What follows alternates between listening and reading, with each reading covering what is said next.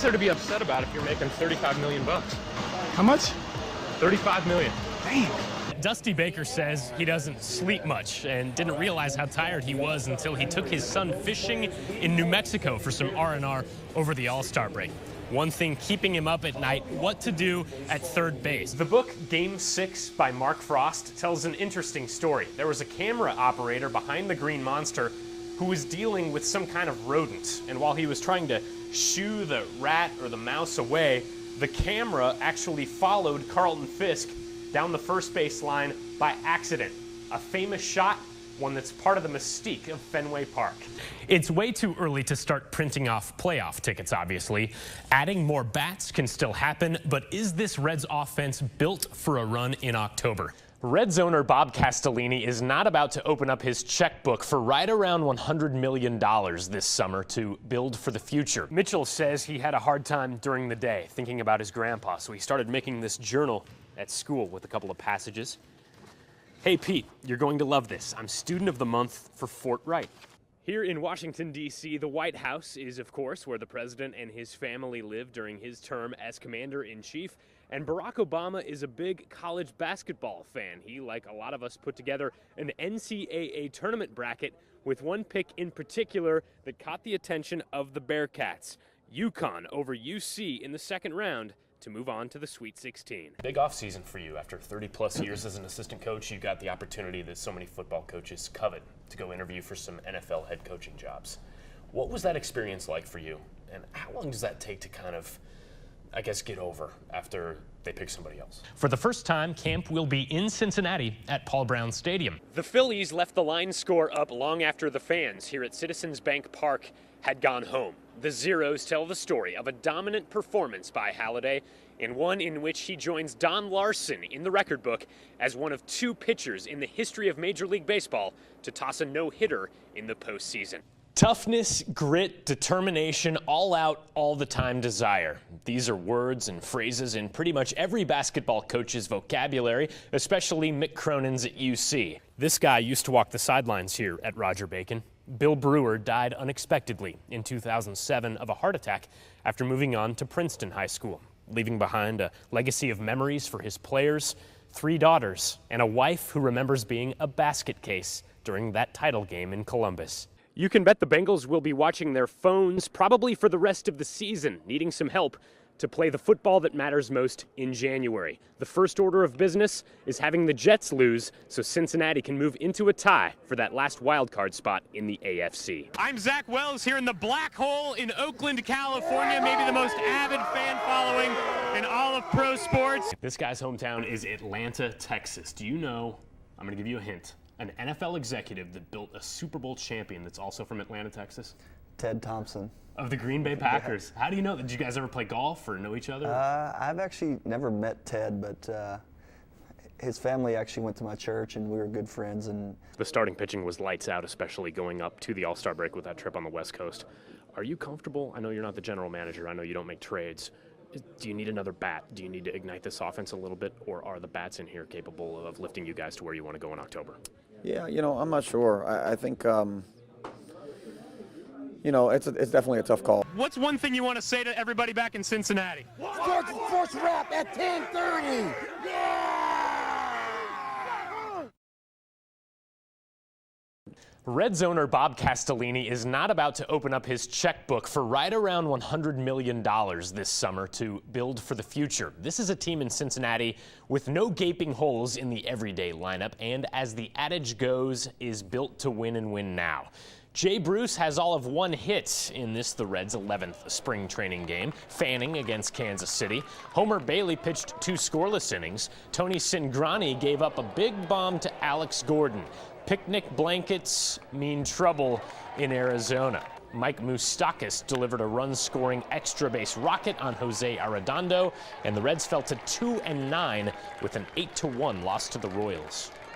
You can look as good as you want on paper, and we look damn good on paper, but you got to go out there and execute. And, we've gotten so close and we just hadn't been able to do it, to the level that we've wanted to yet. But I think everyone expects this to be the year, just like everyone expected it last year and the year before and the year before. But, we've made some headway with, actually doing it. So, I think everyone's excited on the same page. Okay, I'll ask you, does anything short of a trip to the World Series mean the Reds failed in 2013? You make the call at 345-1212 or log on to local12.com to cast your vote. Opening day is less than a month away. Tonight's about hype and expectations for Dusty's 25. Just how unforgiving can Big East basketball be? Despite not scoring a field goal the last 7 minutes against Connecticut, the Bearcats snapped a 3-game losing streak, only to turn around 51 hours later and go to Louisville. Bracketology, NCAA tournament projections, scoreboards, the coach doesn't want any part of it. Obviously, production is a big thing, but I think our guys are going to produce more. The harder we play, the more we're swarming on the defensive end. So that's our focus, and that takes energy and effort, and guys being healthy, and our bench is going to have to contribute. NKU coach Dave Beazold and Chris McInxavier were on hand for the 9th Region Final. Quincy James of Holmes gave the Bulldogs a 4-point lead late in the 4th on Covcath, but Nick Frederick drilled a 3 for the Colonels to pull Covcath within 1. It was 61-60 Holmes, and Covcath got 2 great looks. One from Frederick to go ahead, and later on the baseline, it was too strong. Holmes will go downstate to Rupp 62-60. Notre Dame and Highlands will meet for the Girdles title tomorrow night. The fountains are up and going here at beautiful Center City Park in downtown Greensboro, North Carolina. And on the wall behind me, you'll see the phrase, "Let hate and prejudice have no place here." This is about 2 blocks from the old F.W. Woolworth building, a place that changed civil rights in America forever. And the power of students who, when determined to make a difference in the world, really can. Yes, extraordinary things do come about because of the work of ordinary people. And they did not really know that by their actions that it was going to explode into the city and movement. Going up an escalator and back to her own childhood, Anita Johnson used to shop at this Woolworth with her mother and could order 15-cent cherry pie to take out, but sitting down and eating was for whites only. Everything here is original, from the very tiling on the floor to the lunch counter and the stools. The same surroundings as back on February 1st, 1960, when 4 freshmen at North Carolina A&T made the walk from campus after class and sat down, requesting coffee at the lunch counter. My college days were all over. I concluded that fairly quickly. And I would either I'd go to jail for a long time, or if I came back to my campus, it would be in a pine box with my head split. The first day, it was just the Greensboro 4. Some 300 protesters showed up by day 4, and it took 6 months of off-and-on sit-ins to convince Woolworth to integrate lunch counters throughout the South, a move that triggered widespread nonviolent protest. But being able to come here and sit down, it's something people take for granted. But at that time, it was not to be taken for granted. We had actually crossed over. We had actually reached a milestone. Bronze footsteps retrace their journey outside of what's now a museum, reflecting the notion that sometimes standing up for what's right means sitting down and waiting. In Greensboro, North Carolina, Zach Wells, Local 12 News. Get your programs, baseballs, bats, and hats. Bailey continuing to stay right on the outside part of the plate with Michael Bourne. While the Cowboy does the play-by-play, for this man, headphones are as much a must-have at the ballpark as his walking cane.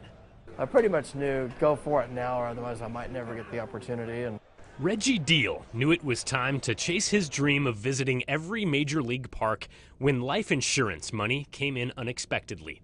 He left his job to go to all 30 stadiums in 30 days by himself and blind, which he's been since birth. The Reds batting right now. Having survived a cancer scare, I already knew that, when you've got a chance to do something in front of you and you don't take it, there's no guarantee that you're going to have next year or the next 25 years in front of you, so take your chance while you have it. Great American Ballpark marks his 26th stop. He's almost done. 4 stadiums left after this one. Crazy journey, but loving it. Exactly. Mingling with players like Matt Latos is a highlight. Was out at your old stomping grounds about a little over a week ago. San Diego? Yeah. Oh, geez. Good ballpark. It is a good ballpark. Definitely a good ballpark. But California fans are too laid back, though. they don't make any noise, yeah. They're so laid back. Imagine trying to handle the travel part of it while not being able to see. Deal says he asks for a lot of help from the airlines, the hotels, cab drivers, even total strangers on the subway, not to mention the teams themselves. 1, 2, 3. The Reds community relations director gave Deal a ride from the hotel to the park, where he soaks in everything except the sights. It's the crack of the bat at the right moment of the game. It's the crowd getting very enthusiastic at a point in the game where you know that enthusiasm is genuine. There's no noise sign on the scoreboard telling him to cheer. It's unbelievable. You know, he can't see anything. He can just hear the bat, you know, hear the ball, hear the fans, the noises of the crowd. I guess that's what gets him going. I mean, Clobbered down the left field line. Does it stay fair? It is a grand slam. On this night, Devin Mesoraco provided the heroics in a journey filled with 30 different chapters. It's been a bucket list item for 15 years or more. An adventure a lot like his life, where Deal learned long ago to trust his instincts. Good evening from Houston, where all season long Andy Dalton had avoided that fatal mistake. His only pick 6 of the season came in a game the Bengals came back to win against Buffalo. But tonight, J.J. Watt snagged a bullet out of the air, took it back 29 yards, and the Texans never looked back in a 31-10 victory that ended the Bengals season. Yeah, I mean, I didn't really see exactly what had happened. I just saw it got batted or whatever, and then he was running the other way. So, I mean, it was a good play. It was a pretty hard ball, and when he caught it, I was just surprised that he caught it. Like I said, heck of a play by him, and tough one. You know, he's a heck of a football player, made a heck of a play, and that's what the playoffs are about. I mean, no doubt about it. It was blow for blow there until somebody makes a great play, and that's what the playoffs are. It's not just good plays. Somebody's got to make a great play, and he made one. For at least another season, January 6th, 1991 will stand in the record book as the last time the Bengals won a playoff game. It is the longest drought in the National Football League. With the Bengals in Houston, Zach Wells for Local 12 Sports. Let's go back to you. What'd you say? I don't remember. Is your ankle hurt? Huh? Is your ankle hurt? Yours? Mine's fine. How's yours? Yours. You look good today. Thanks, sir. Look like How'd you hurt your ankle? working like you worked. What's up? Hey, Dad, you want to sign? I get you when I come back. Watch out, sir. If you hit the car, sir, please.